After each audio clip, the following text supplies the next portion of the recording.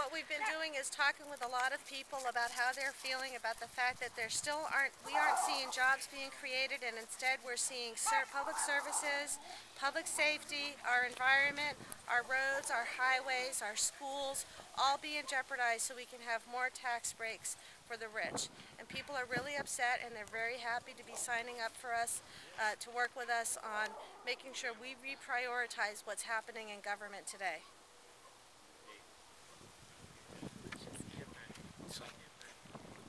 Ken, why don't you tell me what's on that paper? Well, what we're asking people to sign is because state employees and municipal employees are facing layoffs due to the budget cuts, asking people to sign a pink slip for Lynne Blankenbeker, one of our representatives in the area. Hi, I'm Lynne Blankenbeker. Hey, nice Lynne. to meet you.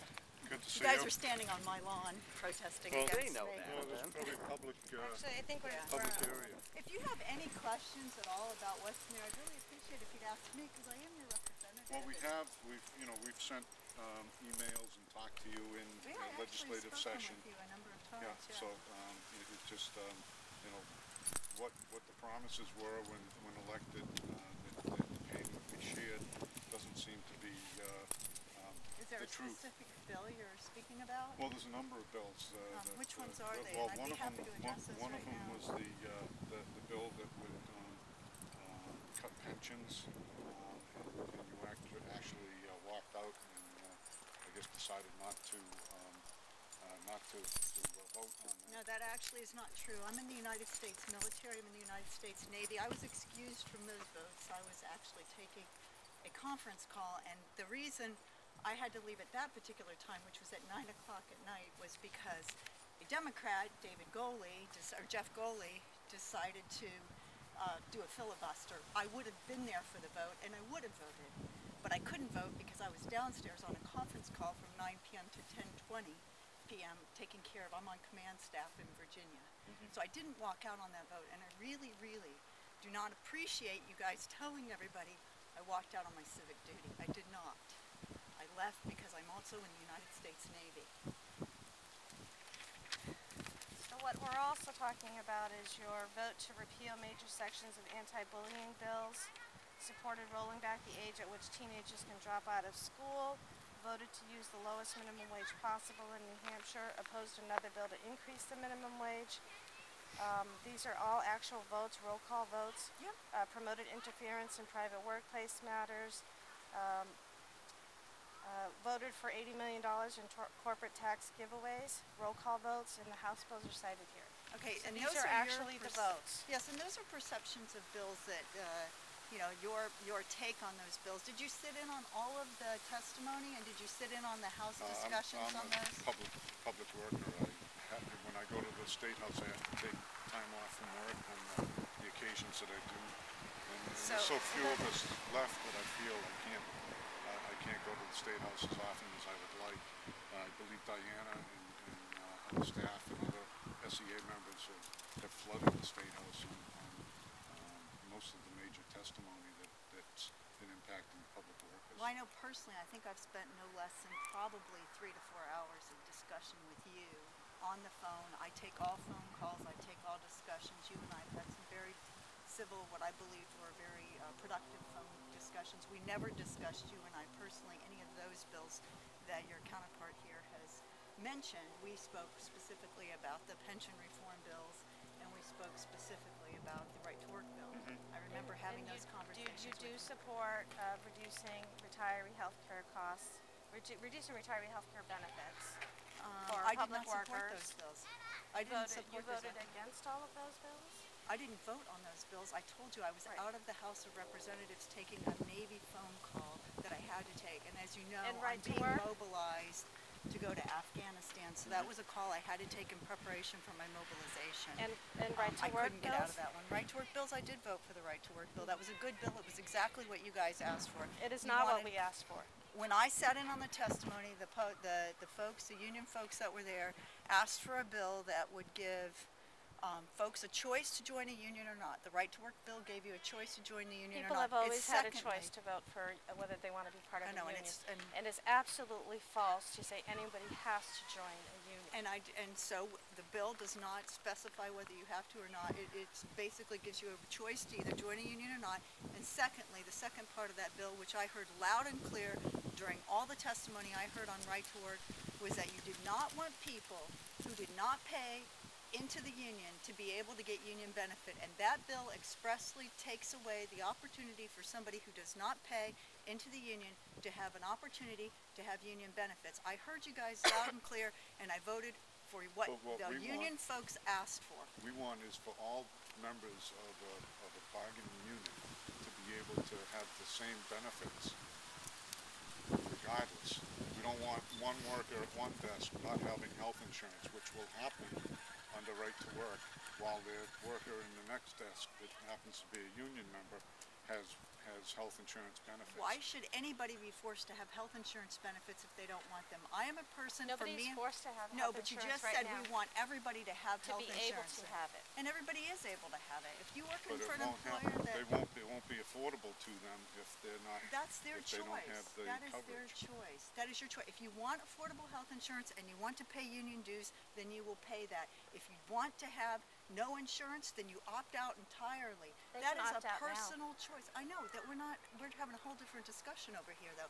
He was saying that either you get affordable health insurance or you don't get affordable health insurance. The point is, if you want the affordable health insurance and you want to join the union to get it, you will. If you don't want that and the trade-off is you want something different, you'll get something different. My family, we have chosen to not have health insurance for 4 years. My daughter wasn't insured. We paid as we went. It was my choice. As an American, I made other choices. I live in a different kind of house because I saved my money, because I didn't put value in health care. That was my personal choice. And I believe every person should have a personal choice. If you want to have health insurance, you will join or get employed at a place that has health insurance benefits that align with your needs if that's what you want. If you choose not to have that, then you choose not to have it. So workers who come to work for And schools, for police stations, fire departments, for the state, for county, for municipal, they are choosing to go into those benefit packages and those relationships that are organized workforces. They choose that when they walk in. And if they don't want to be part of the union, they don't have to be part of the union. Already in New Hampshire and all over the country, you can't force people to be part of the union. They choose exactly what you just described. They choose the relationship with the employer and with the workforce that they want already.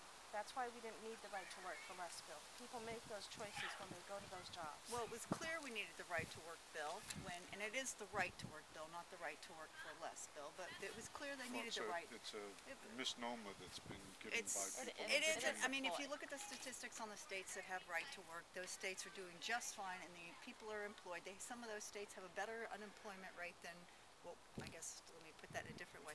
More folks are employed per capita than the state of New Hampshire.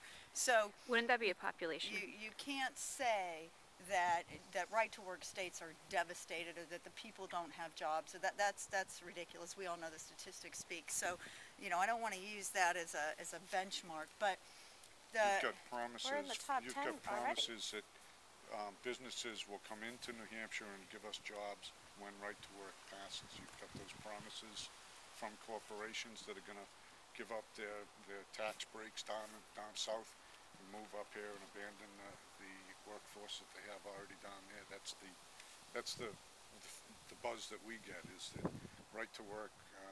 The businesses are calling upon the legislature to pass right to work. We have so had that they will move testimony, into the and state. we have had testimony that says businesses No, will but prefer. that testimony was from the national, the regional director of the National Right to Work Coalition. He's the one that says that's the falsehood.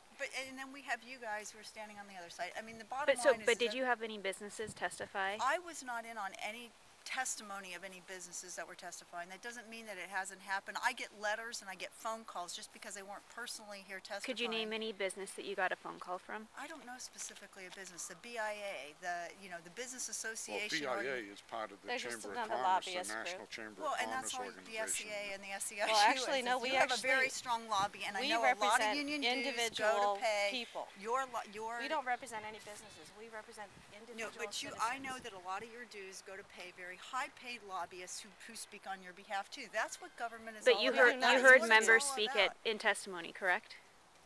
I didn't sit in on all the testimony. There But could have did been you members. but did you hear on the members personal of unions testimony- speak I've already in? answered this question. On the personal testimony that I was sitting in on, no, I did not hear a business that. But did you hear employees speak out I against heard this? there were lots of employees, you know, and There were lots of- hundreds of employees, and were there was lots not a of single lobbyists. business, There correct? were lots of lobbyists. So you heard from lots of employees, but no But- businesses. So, getting back to the whole, you know, I think when you are out canvassing, first of all, when you canvass about folks, it's important that you remember to speak to the person who you're canvassing against and get their input and find out. I mean, I really find it actually repulsive that I'm going to serve our nation in Afghanistan, and I stepped out to take a phone call in relation to my mobilization to Afghanistan that was thwarted by a strong supporter of the SEA and the SEIU. If you guys want to be canvassing against anybody, excuse me, I'm speaking right now.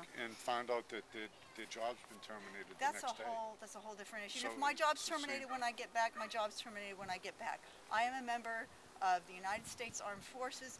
Nobody in this nation owes me anything. I choose to serve. I serve proudly. I will go and I will serve, and I will protect your constitutional right to stand on my lawn and canvass against me, as you are doing right now.